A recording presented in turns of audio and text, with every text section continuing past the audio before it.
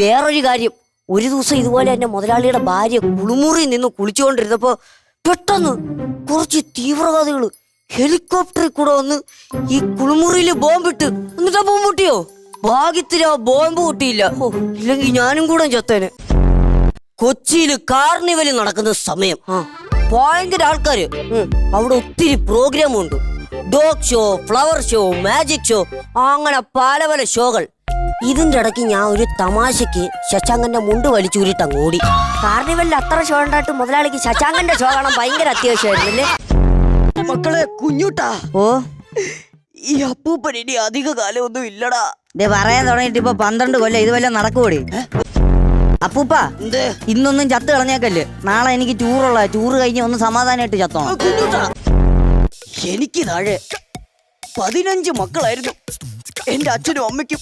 അപ്പൂപ്പൻ ഉപദേശം പറയാൻ വിളിച്ചാണോ അതോ അപ്പൂപ്പന്റെ അച്ഛന്റെ കുറ്റം പറയാൻ വിളിച്ചാണോ? അന്നാണെങ്കിൽ ഉടുക്കാൻ തുണി പോലും ഇല്ലാത്തൊരു കാലം. അപ്പൂപ്പ 15 മക്കളെ ഞാൻ കൺവിൻസ് ആയി. ബാക്കി പറ.